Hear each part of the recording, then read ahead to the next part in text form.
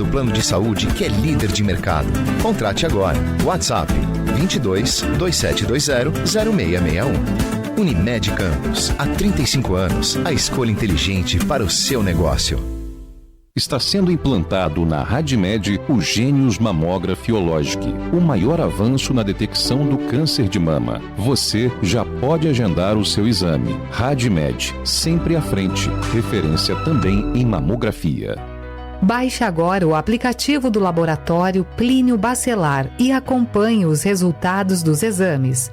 Verifique seu histórico, agende atendimento domiciliar do laboratório ou da vacina. Saiba a localização e horários de atendimento das unidades e muito mais. Na sua lojinha de aplicativos, basta digitar Laboratório Plínio Bacelar e baixar tanto para Android quanto iOS. Aplicativo do Laboratório Plínio Bacelar. É grátis, é prático, é para você. Tem coisa que não tem preço. A casa construída com esforço. A empresa que levou anos para crescer. A tranquilidade da família. E então surge a pergunta: como proteger o que mais importa? A Imiv oferece um sistema de segurança completo com monitoramento 24 horas para você viver e trabalhar com mais tranquilidade. Fale com Gustavo Machado, 22 9 98 64 0280. Imiv, porque proteger é cuidar. Começa agora o Folha no Ar, primeira edição.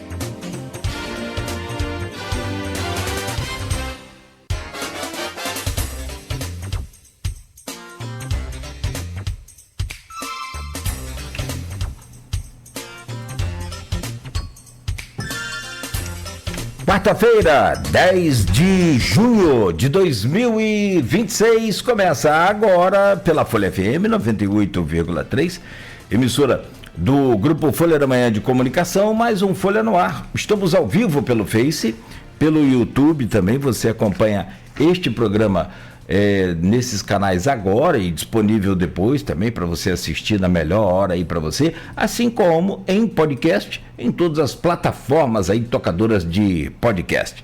São 7h06 em Campos. Pela Alexa, deu o comando Alexa ouvir Folha FM. Pronto, você vai estar com a melhor companhia aí durante todo o dia. E no aplicativo também exclusivo da Folha. São 7h06, muito bom dia.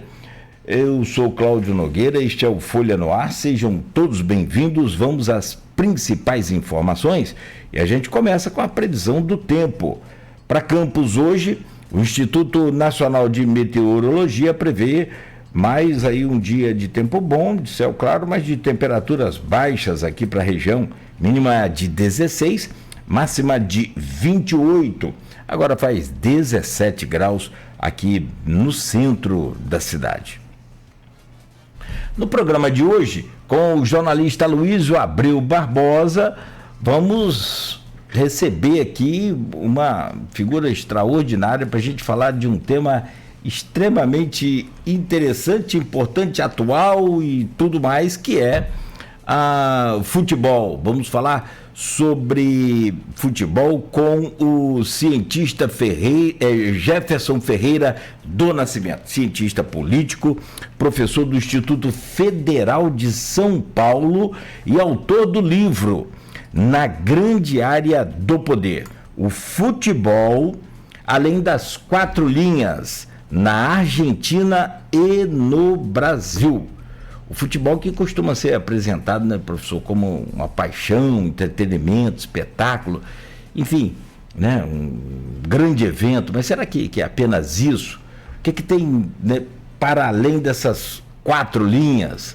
Estamos diante de uma poderosa ferramenta de construção de identidade, né, uma influência social e até também, claro e evidente, sobre o poder político nesse mundo contemporâneo. Vamos saber isso tudo aqui, né, porque o professor, a gente conversava aqui agora, abrindo aqui o programa internamente, antes de abrir o programa, e né, tem a memória boa, assim como a Luísa, fotográfica, né? Lembra dos lances que a gente precisa às vezes recorrer aí ao YouTube, graças a Deus pelo YouTube hoje.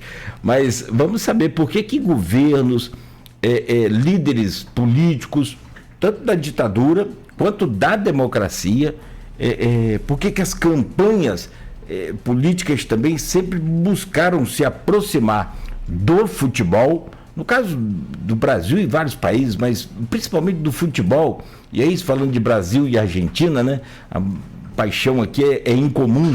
Nesse caso, Brasil e Argentina, futebol é paixão nacional. E aí, como que essas lideranças usam esse pertencimento, esse poder que tem o futebol para, né, construir muitas das vezes aí, um mandato? Obrigado pela presença, professor Jefferson. Já vamos trazer o seu bom dia.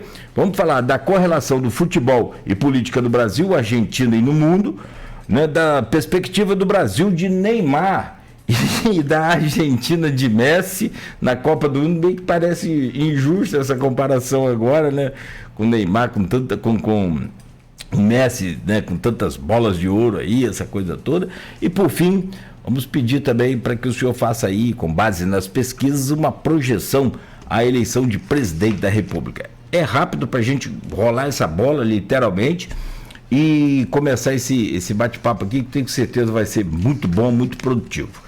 O Folha no Ar tem o oferecimento de Proteus, serviços de saúde e medicina ocupacional, qualidade certificada ISO 9001-2015, Unimed Campos, cuidar de você, esse é o plano. Laboratório Plínio Bacelar e vacina Plínio Bacelar, cuidando bem de tudo que te faz bem, com a vacina inclusive contra a gripe agora, então fique atento aí. Já com, né, a Influelda, que é o nome da vacina, 2026, sensacional. Proteção máxima aí para você e família. E também no oferecimento de Radmed Diagnósticos por Imagem, sempre à frente. Bom, hoje é quarta-feira, jornal Folha da Manhã impresso nas bancas desde cedo, já com as principais informações, destaques de hoje e a manchete principal que chocou a região inteira. Quem teve acesso a essa informação ficou chocado, né? Quem não fica... Teve gente que... Eu estava vendo na Inter TV, que também é do Grupo Folha da Manhã de Comunicação, a reportagem na hora, cara, e assim, olha, que coisa complicada, hein? Minha nossa. Que drama. Mãe agride e ameaça bebê de 5 meses para cobrar pensão. Está aqui na capa do jornal. Suspeita chegou a gravar um vídeo no momento da agressão. Goitacás apresenta novo elenco. Está na capa da Folha. 2 mortos, 6 feridos em 5 acidentes. Ações visam melhorias na área central de Campos.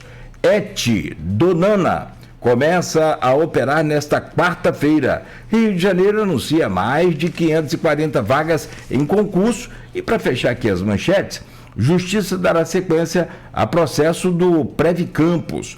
Comércio aquecido com Dia dos Namorados. Rodrigo Neves aposta em Leão Gomes a federal, ainda na Folha. Pesquisa Atlas Intel suspensa pelo TSE e PM vítima de infarto se encontram após socorro. São essas as manchetes de hoje do Jornal Folha da Manhã. No ponto final hoje, a Luísio traz aqui a abertura da Copa amanhã, dia 11, e o dilema do Brasil, sem vencer aí uma europeia ou sem desclassificar uma europeia em Copa do Mundo há 24 anos também. Jefferson Ferreira do Nascimento, cientista político, professor do Instituto Federal de São Paulo. Bom dia, bem-vindo, prazer imenso recebê-lo aqui na Folha FM. Bom dia Cláudio, bom dia Aloysio, bom dia aos espectadores do Grupo Folha. Uma satisfação estar aqui com vocês. Eu espero, além de falar um pouco do livro, né, que fiz o lançamento, que a gente possa trocar uma ideia a respeito tanto das implicações políticas do futebol, quanto das nossas expectativas sobre o desempenho esportivo da seleção brasileira nessa Copa, e encerrar aí falando um pouquinho das pesquisas eleitorais, que, aliás, hoje já foi divulgada a nova pesquisa da Quest. Tá? Então, estou à disposição para a gente trocar essas ideias e para responder, eventualmente, questões que venham dos espectadores. Claro. Perfeito. Obrigado pela sua presença. Meu caro Aloysio Abreu Barbosa, bom dia, bem-vindo, muito bom contar com você sempre aqui na bancada do Folha no Ar. Bom dia, Aloysio. Bom dia, Cláudio Nogueira. Bom dia, Beto na técnica. Beto tá aí hoje, né? Tá. Saudações, Beto. Olá. Saudações. Bom dia, Jefferson. Obrigado pela presença. Vou poder conversar um pouco nos 3 próximos blocos. São os assuntos. Obra do Destino, seu livro, e ele combina muito com a pauta nacional, né, nesse ano de 2026, né? Política e futebol. Acho que sintetiza, não há roda de conversa no país hoje que não traga os 2 assuntos, né? Com a Copa do Mundo, com as eleições em outubro. A Copa do Mundo começa agora, como o Nogueira frisou aí, depois de amanhã, né? Amanhã, e Brasil estreia no sábado, e em outubro eleições, dia 3, né? Dia 4, primeiro turno, e tudo indica que um segundo turno, no dia 25. Parece que faz muito tempo, mas tem pouco mais de 3 meses, né? Na verdade, hoje, no primeiro turno, são 3 meses e 24 dias para o primeiro turno, é pouco tempo. Enfim, começar pelo começo, como diria o filósofo, né? O que levou você a apostar nisso na sua tese de doutorado, né? Nessa intersecção entre futebol e política, nesses 2 países que são referências no futebol, né? Brasil e Argentina, são 8 títulos mundiais conquistados, né? De Messi agora, 2022,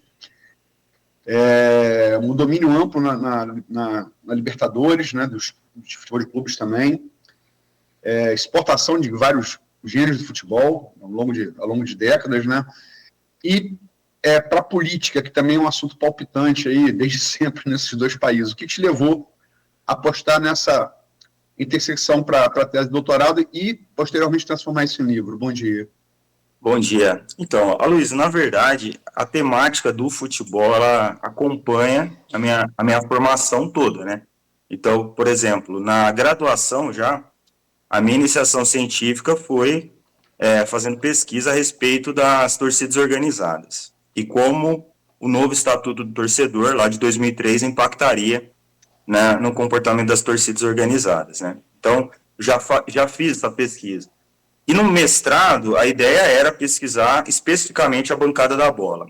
E aí teve uma questão de troca de orientador, né, que não foi possível fazer essa pesquisa no mestrado. E quando eu ingressei no doutorado, eu incorporei o projeto para fazer uma análise dessas relações políticas. E aí, o que eu quero trazer, assim? Na ciência política, esses estudos relacionados ao futebol, eles não são comuns, tá? Mas já existe uma agenda relativamente consolidada na história, na sociologia, na antropologia.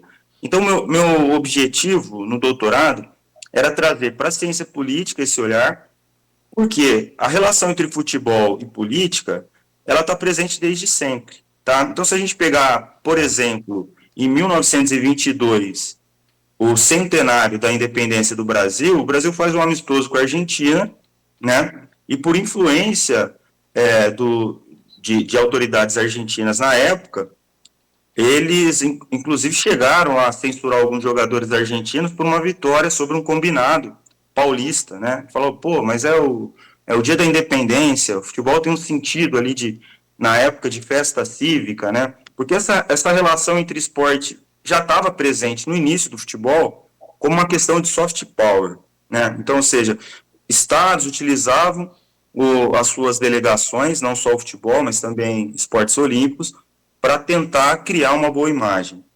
A questão é entender que não ficou só nas relações internacionais, e havia impactos internos. E o Brasil e a Argentina, a escolha é porque existe não só uma rivalidade esportiva, um domínio no continente, mas porque o nosso desenho institucional, político, né, das instituições de Estado, ele tem muita relação com a construção do desenho institucional argentino. Não é exatamente igual, mas tem muita similaridade. Por exemplo, a ideia do sistema presidencialista, um legislativo bicameral, né, uma autonomia relativa no Brasil dos nossos estados, na Argentina das províncias.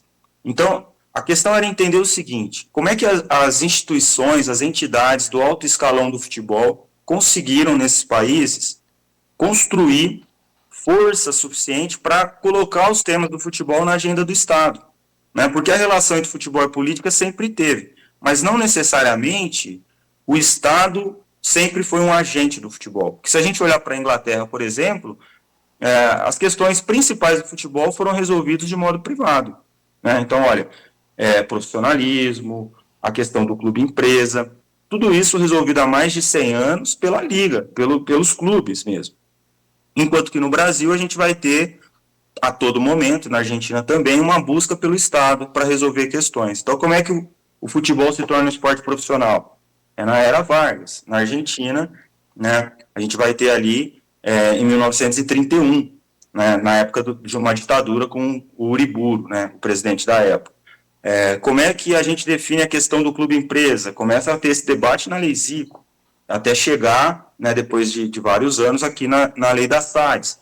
Então, na verdade, o Estado ele sempre esteve no Brasil e na Argentina como aquele que resolvia alguns conflitos dessas entidades, mas também como encaminhava as principais transformações. E isso não acontece no mundo inteiro. Então, a pesquisa, na época do doutorado, né, que depois o recorte virou o livro, é para entender isso. Como é que se deu, né? E qual é o impacto disso nos dias atuais e as projeções para o futuro, né? Então, mais ou menos, né, um resumo de como eu cheguei a essa temática. Professor, analisando e lendo aqui ontem sobre a entrevista de hoje, diz que é coincidência ou não, mas o algoritmo acho que adivinhou. Me trouxe, e a Luísa vai lembrar bem, você também, um corte de João Saldanha, falando a seguinte frase, deixa eu ler aqui para não falar a frase errada. Ele disse assim: nem eu escalo o ministério, nem o presidente escala time. Isso foi na ditadura. Garrastazu Médici, presidente general, determinou ou mandou a ordem lá pro João Saldanha que ele tinha que convocar da Maravilha para o TRID de 70, que depois veio, mas não mais com o Saldanha, e sim com o Zagallo, que o Saldanha foi demitido depois, claramente, de falar isso, ele foi demitido. E aí é um exemplo que eu estou citando só para a gente entender como que você traz no livro e como que esses modelos de governo abocanham o amor e a paixão pelo futebol e transformam em voto tanto a ditadura como a democracia. E qual a diferença de uma e de outra aplicando-se ao futebol para reverter em voto? Como é que elas aproveitam melhor esse pertencimento do povo? Tá, então, assim, para a gente organizar assim meio que didaticamente, eu vou falar primeiro dos casos de regimes autoritários, né? Que é o começo da sua pergunta, e depois a gente traz um pouco essa questão nas democracias.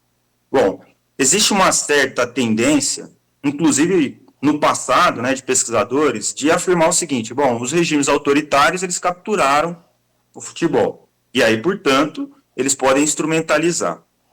A verdade, né, e aí esse é o ponto que eu defendo, obviamente, a partir de informações e tal, de dados no livro, é que a verdade é que não é uma captura com os agentes do futebol de maneira passiva, né? Existe, obviamente, vantagens mútuas nessa aproximação.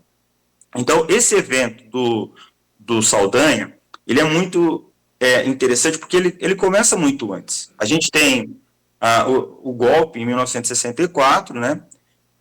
Nós tivemos a Copa de 66, em que o Brasil tem uma das suas piores campanhas, que é aquela Copa em que Portugal chega em terceiro lugar com o Eusébio e tal, a última Copa do Garrincha. Então a gente teve ali, sai daquela Copa com um discurso meio que alinhado no Brasil, de que, olha, a gente tem um problema, que é a nossa falta de preparação física, o envelhecimento da seleção. Então agora é preciso aliar futebol e ciência, aquela ideia do futebol força.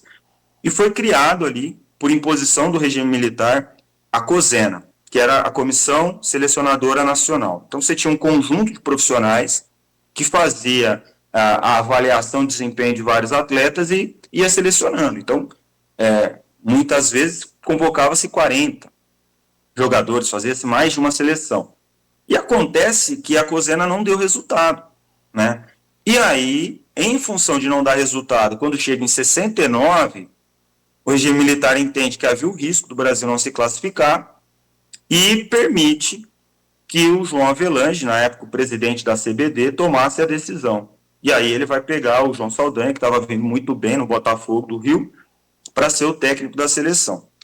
Ali tinha duas jogadas, né? A primeira era esportiva, eu preciso de um técnico vencedor e com personalidade, né, para recuperar o futebol brasileiro. E a segunda era política, porque o João Avelange, ele queria ter mais autonomia para gerenciar o planejamento médico, porque esse é um grande detalhe. O Brasil ganha a Copa de 70 e a gente fala muito do futebol magistral daquela seleção, mas também foi o maior investimento de preparação para uma Copa do Mundo, né? Custeado não só pelo regime militar, mas custeado por empresas. A antiga União dos Bancos Nacionais, a Shell. Então, assim, você tem um volume de recursos entrando muito grande e que havia esse risco, né, desse dinheiro ser perdido. Então, é aí que vem o Saldanha, contrariando, inclusive, obviamente, os elementos ideológicos da ditadura, tá? Porque não é comum. Por que eu conto esse histórico? Não é comum nem esses regimes militares intervirem tão diretamente assim. Isso acontece, na verdade, quando seus interesses estão sendo contrariados e há uma necessidade bem urgente desse posicionamento, porque normalmente esses regimes autoritários eles atuam nos bastidores. Copa de 70 mesmo, quando você tem a demissão de Saldanha, a nomeação de Zagallo, era ali um momento próximo do torneio, faltava meses, e que a grande influência da ditadura militar estava ali na chefia da delegação. Jerônimo Bastos e Pirangas Guaranis, que eram militares de alta patente que vai chefiar a seleção. Então ali era um momento, para eles, crítico. Por isso essa intervenção aparece muito. Na Argentina, por exemplo, a ditadura argentina, ela tenta fazer a influência pela AFA e ela só vai interferir quando o antigo presidente, na época do golpe argentino, o David Bracuto, ele tenta manter a autonomia da associação. Então não é comum uma intervenção direta. Normalmente essas ditaduras elas vão fazendo acordos. Tá? Por quê? Porque quando essa intervenção aparece, a leitura pode ser, para quem está de fora, de demonstração de força, mas normalmente é quando, obviamente, as negociações falharam. Tá? Mas sempre é, em última instância, ou pelo menos na maioria das vezes, uma intervenção em última instância. Tá? E como é que se controla? Muito pelos recursos. Tá? Não podemos esquecer que no Brasil, a loteria esportiva, que foi criada para custear a CBD e também para custear o novo campeonato, o Campeonato Brasileiro, foi por organização e articulação do regime militar. Na Argentina, o PROD começa nos anos 60, não com aquela ditadura que a gente conhece, das juntas militares e tal, mas também com uma ditadura militar, certo? Então, normalmente, é pelo recurso. E aí o controle desse recurso vai dando condições para o regime militar influenciar. E um detalhe, no Brasil, a influência da ditadura aumenta depois do TRI. Tá? Tanto que em 75 a gente vai ter como presidente da CBD o almirante Heleno Barros Nunes, que era o antigo presidente da Arena, né, do Partido de Sustentação da Ditadura. O Barros Nunes, fica famoso pela frase, né, onde a Arena vai mal, um clube no Nacional. Né? Essa frase que a gente não tem certeza que se ele disse, mas pelo menos na prática foi de fato o que aconteceu. O Campeonato Brasileiro chegou a ter 90 clubes. Agora, como é que isso se dá nas democracias? Nas democracias, é sempre uma tentativa muito mais simbólica. Tá? E tem um detalhe. Quando a gente pega os estudos, não existe relação direta entre vitória esportiva e voto. É uma tentativa muito mais simbólica de aproximar de elementos do patriotismo, do nacionalismo, para criar essa identificação com o eleitorado. Mas isso não se revela efetivo para resultado eleitoral. A gente pode citar alguns exemplos. Em 2002, né, o Fernando Henrique, ele que não era um fã de futebol, ele é perguntado sobre o Romário e fala, não, eu sou Romário. E por que ele era Romário? Meses antes, o Romário faz uma comemoração de gol, lá na época de uma crise econômica, do aumento do dólar, o Romário levanta uma camisa, FHC, estamos com você. Né? Então ele vai dizer, olha, eu sou Romário. O Brasil ganha a Copa, ele faz toda aquela recepção, né, da famigerada cambalhota do Vampeta, né? E ele não consegue fazer seu sucessor, né? Porque a transferência não é automática, tá? A transferência não é automática. E se a gente pegar, por exemplo, na Argentina, a Argentina ganha a Copa de 2002 e o Fernandes perde para o Milei, tá? A transferência ela não é automática, mas existe uma disputa simbólica, que é para tentar vender a ideia da identificação com os elementos nacionais, que é o que a gente está vendo na Colômbia, tá? O Despriella, que é o candidato de oposição, faz a campanha toda com a camisa da seleção colombiana. O partido da situação entra na justiça para impedir essa campanha e o presidente atual, né, que está apoiando a manutenção do partido no poder, ele faz aquela despedida lá, que teve até a polêmica se o Rames ignorou ou não a filha dele. Né? Então é uma disputa simbólica, mas que não existe evidência de que essa aproximação resulte em voto. Tá? É muito mais esse elemento simbólico mesmo do nacionalismo que pode significar alguma coisa para bases eleitorais. O Brasil é conhecido, o Salto denomina, país do futebol, né? É aquela coisa, isso vai muito de uma certa empáfia brasileira de achar que só o brasileiro, no máximo argentino, joga bola, o resto do mundo não, é uma coisa que totalmente em desuso hoje pela realidade, né? Mas quem tem a oportunidade de conhecer outros países, né, sobretudo as camadas mais populares de outros países, e presenciou torcidas desses países vendo suas seleções nacionais, sabe que você está indo na balela. Quer dizer, o egípcio adora futebol, o turco adora futebol, o grego adora futebol, o búlgaro, o romeno, o francês, o alemão, o britânico, o escocês é tarado por futebol, né? Enfim, é uma coisa, Ásia, África, né, Europa, isso é comum, né? É um esporte muito popular. E ele foi, ao longo dos tempos, utilizado pela política, não só no Brasil e Argentina também. O exemplo mais clássico talvez seja a primeira bicampeã mundial, a Itália, né? 34, 38, 34 na própria Itália, 38 na França, onde o Brasil teve sua primeira grande classificação, foi o terceiro lugar, perdeu a semifinal para a própria Itália, num pênalti bobo de Domingos da Guia em Piola.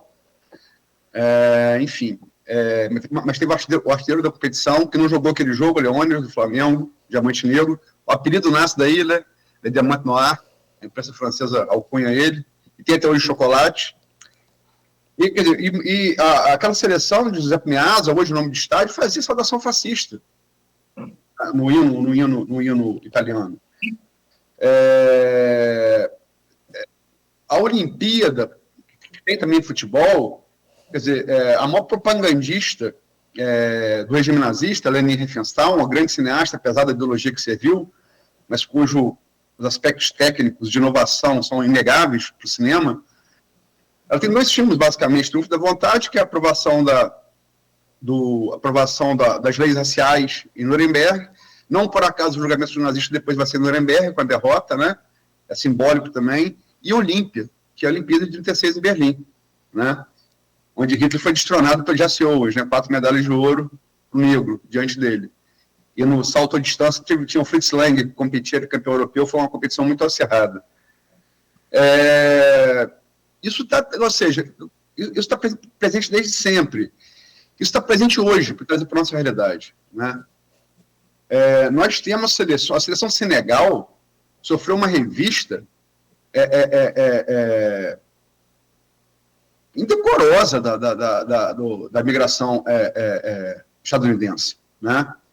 O que fizeram com o árbitro somali, né? O Omar Abdulkadir Artan, que foi eleito pela FIFA como melhor árbitro da África, gente africana, em 2025, o cara teve que voltar, porque Trump tem uma campanha pessoal contra os somalis, e tem uma parlamentar somali que é democrata, que faz ferrenha oposição a ele. Né? Isso não está muito distante, e em tese estamos falando de uma democracia, né? Como é que você vê isso ao longo dos tempos e para além do Brasil e Argentina? Certo. Bom, o primeiro ponto, assim, eu não sei, eu te interrompi na formulação da pergunta, Aloysio? Não. Tá. Então vamos lá, o primeiro ponto é como você disse, a utilização acontece desde sempre, certo? Agora, existem mudanças contextuais da forma como essa utilização se dá. Então vamos imaginar o seguinte, né? Essa disputa, por exemplo, aqui no Brasil, só para sintetizar, para a gente falar isso internacionalmente, havia uma disputa, inclusive, de grupos políticos para ver quem lideraria o COB e as federações, porque a gente fala da CBD que virou CBF, mas tentaram a criação de uma federação brasileira de futebol. Então havia essa disputa, né? Por quê? Porque já era conhecido ali no início do século XX a utilização dos esportes, inclusive do futebol, para a ferramenta de soft power. O que é o soft power, né? De uma maneira simples, é uma tentativa de influenciar internacionalmente a partir de elementos culturais, a partir de valores. Tá? E o esporte ele sempre esteve nesse lugar. Recentemente, a partir de 2015, né, começa a ganhar corpo a utilização do termo sports washing, né, que é utilizar os grandes eventos, investimentos esportivos para limpar a imagem de determinados regimes. Tá? Então, apesar do termo ser novo, a utilização dessa técnica não é. Você bem citou o caso da Itália nazista, né, da Itália fascista, desculpa, você bem citou as Olimpíadas de Berlim, né, e a gente tem recentemente a tentativa do Catar de se projetar por meio da Copa de 2018, e apesar de uma certa polêmica, a tentativa de verificar essa utilização também pela África do Sul, né, que justamente a partir da Copa do Mundo coincide com a entrada dela nos BRICS, depois de 2014 no Brasil. Então, como é que eu vejo isso, né? Se a gente pegar o caso dos Estados Unidos, muita gente vai dizer assim, pô, mas nem é o esporte favorito dos Estados Unidos. Qual é o ganho real que os Estados Unidos têm em sediar uma Copa? A questão é que os Estados Unidos, nos últimos anos, perceberam o futebol como um grande mercado e um grande produto, tá? Então, sediar a Copa para os Estados Unidos, na verdade, é uma consolidação de um processo de controle ou de influência sobre o futebol que vem desde o FIFA-Gate em 2015. Eu acho que é importante a gente lembrar que o FIFA-Gate ele vai derrubar não só o Blatter, mas ele vai derrubar uma série de lideranças do futebol das confederações continentais, né? Então pega aqui o Brasil, né, com o Marinho e tal, aquela galera, mas pega a gente da Conmebol, pega o Web da CONCACAF. Então muda toda a estrutura de poder. Basicamente, a estrutura de poder que vem para a FIFA pós o FIFA-Gate é uma estrutura de poder muito dependente do aparato de Estado do FIFA-Gate, que foi feito por órgãos de investigação dos Estados Unidos, como o FBI, por exemplo, né? O que eu quero dizer com isso? Os Estados Unidos agora é muito mais do que uma questão de sports washing. Não é simplesmente limpar a imagem do país ou limpar a imagem do Trump. Pelo contrário, quando a gente vê essa forma vexatória, né, de tratar os jogadores de Senegal, as imposições contra a seleção do Irã, que não pode pernoitar nos Estados Unidos, é justamente uma demonstração de poder que não quer nada de limpeza da imagem, que é uma demonstração de controle, né? E esse controle ficou muito claro pela aparente submissão do Gianni Infantino no sorteio, né, que cria um prêmio de paz lá para condecorar o Trump, mas isso tem raízes, além do FIFA-Gate, financeiras. Tem um grupo de estudos aí no Rio de Janeiro, Observatório Social do Futebol, coordenado pelo Jonathan Ferreira e pelo Irlan Simões, que estuda as redes multiclubes. E aí o que a gente percebe quando a gente analisa a origem do dinheiro? Hoje, as redes multiclubes têm origem nos Estados Unidos, vou reformular. Tem mais investidores com origem de capital nos Estados Unidos em redes multiclubes do que a Europa toda somada. E isso não aparece por quê? Porque muitas vezes esses grupos não são o dono total do clube, mas eles têm partes ou eles colocam dinheiro para financiar essa aquisição. E no final das contas, tem mais redes multiclubes com dinheiro originados nos Estados Unidos do que países do Oriente Médio. Então, o que mudou de lá para cá?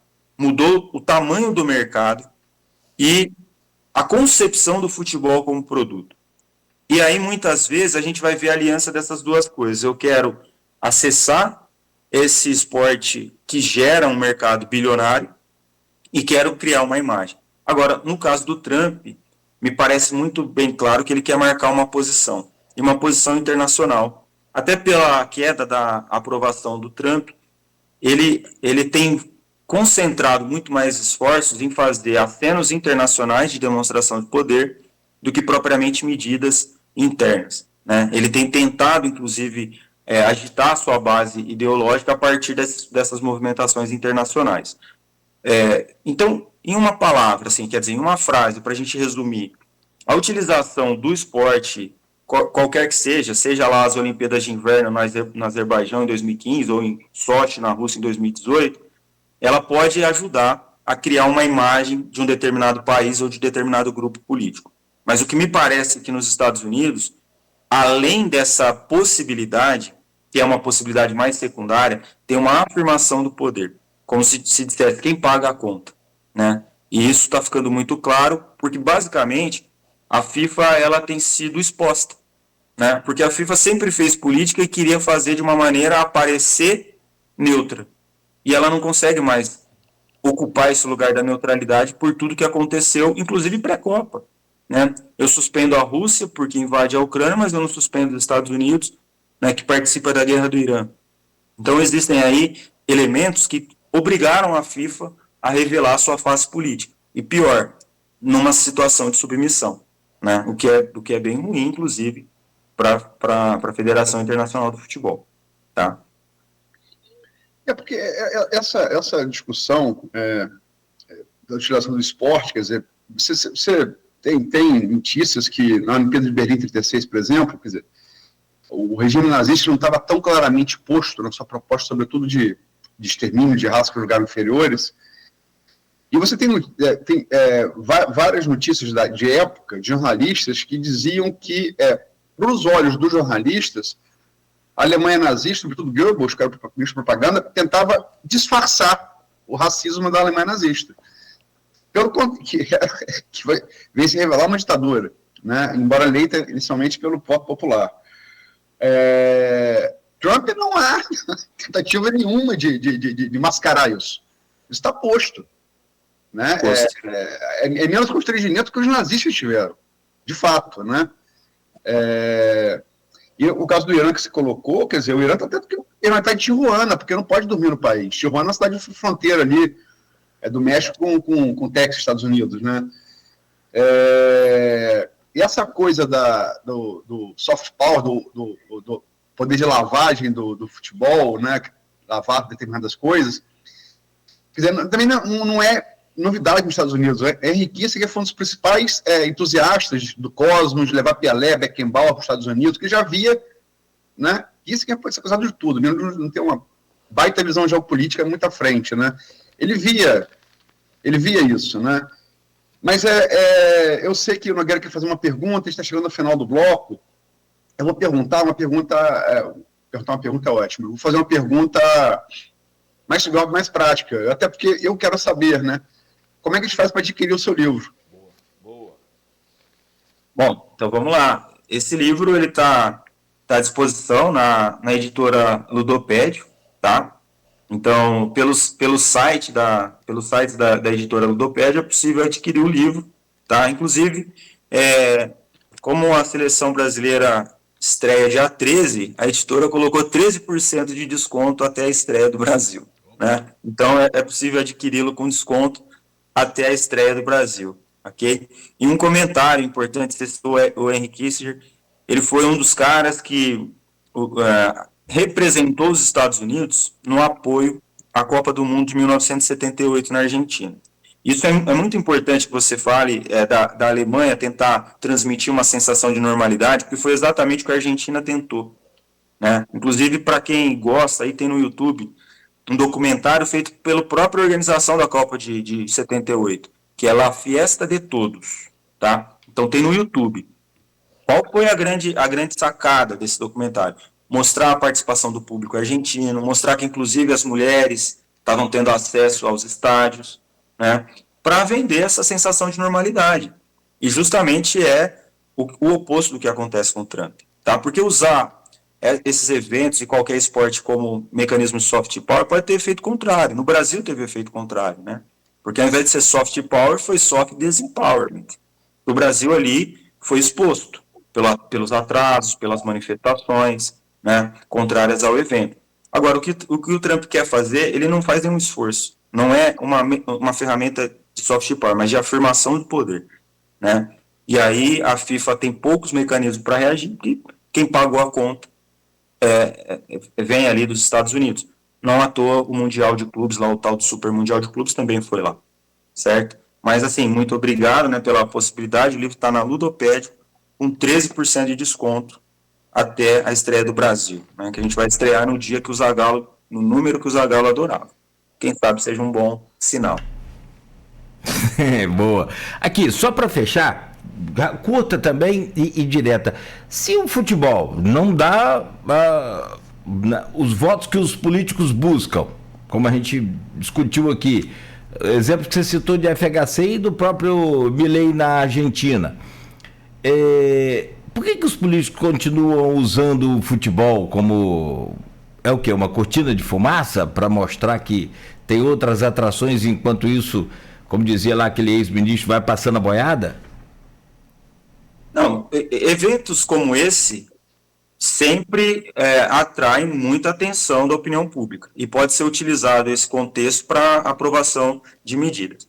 Agora, o fato é que existe um elemento muito caro nas eleições, em todas as eleições, que é, além das suas propostas, o convencimento de que você tem ali, ou que você representa, uma base nacional, uma base simbólica. Não é muito prudente que você abandone esse debate. Aliás, a semana passada o Lula apareceu com a camisa verde e amarela, né, para tentar dizer, olha, esse símbolo é do Brasil, não é de um determinado grupo político, né? Existe essa disputa porque, no final das contas, ainda uma parte do eleitorado faz associação de quem representa melhor o país.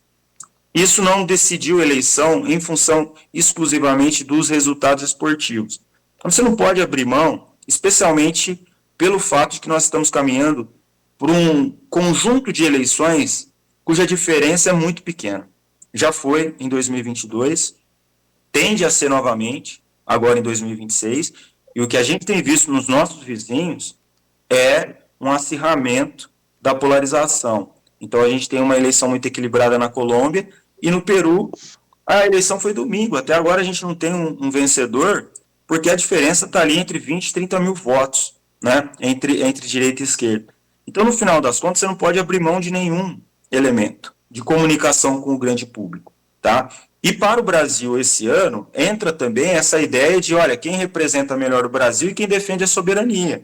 Porque essa vai ser uma pauta, né, na relação da família Bolsonaro com o Trump, né, como eles vão tentar capitalizar e como a oposição, né, na verdade, como a situação do atual governo vai tentar mostrar que isso tem uma relação de traição ou de tentativa de entreguismo nacional. Então essa disputa ela é uma disputa muito simbólica.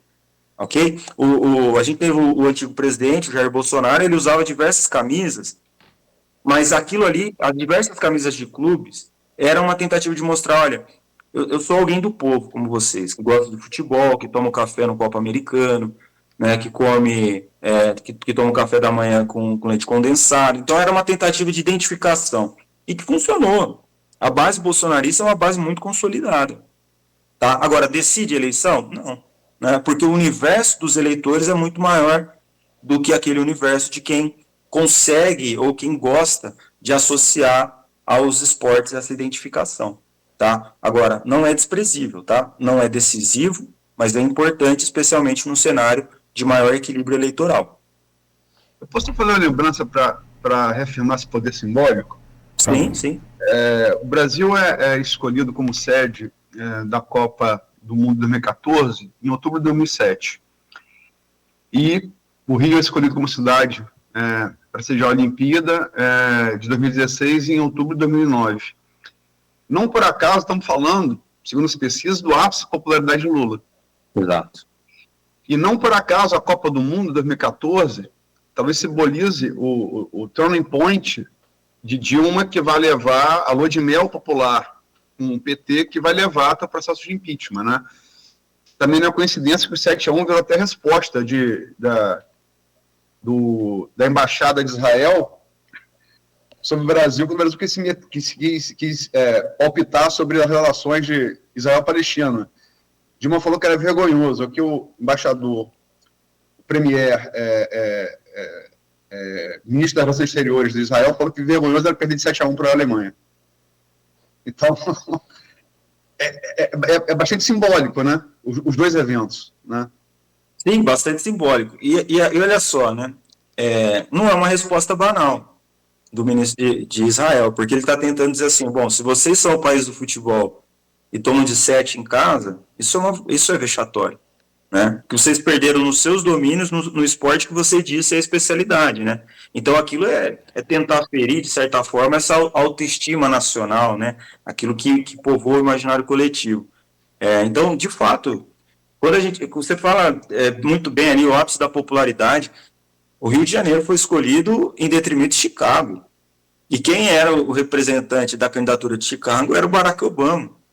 Então ali havia um apelo para o multilateralismo, né, de fortalecimento, inclusive, dessa concepção de países emergentes, e que o Lula representava muito bem porque tinha acabado de ser reeleito com uma popularidade absurda, né? Então, isso não é banal. Agora, quando a gente fala que não decide eleição, o Brasil perde 2006 e o Lula ganha tranquilamente, por quê? Porque outros fatores, né, faziam com que a popularidade dele fosse elevada.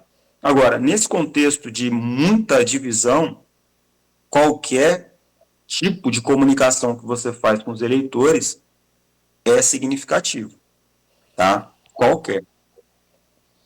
Gente, 7h50. Professor, precisamos fazer um intervalo. E assim, sinceramente, só para fechar aqui esse bloco, a Luísa falou do simbólico, que de fato realmente, e você também. Eu vou na prática aqui, o que eu conheço de tricolor e vascaíno, que na época da eleição bota a camisa do Flamengo para ganhar voto, é um negócio impressionante, ou pelo menos para ter, como na sua tese, para tentar ganhar o voto, né? Vamos lá. 7h52 em Campos. A gente volta já para continuar essa boa conversa aqui com o professor Jefferson Ferreira do Nascimento, cientista político, professor do Instituto Federal de São Paulo e autor do livro Na Grande Área do Poder, o futebol além das quatro linhas na Argentina e no Brasil. 7h52, no oferecimento de Proteus, Unimed Campos, Laboratório Plínio Bacelar, Vacina Plínio Bacelar e Radimed Diagnósticos por Imagem. Voltaremos a seguir com o Folha no Ar. Olá,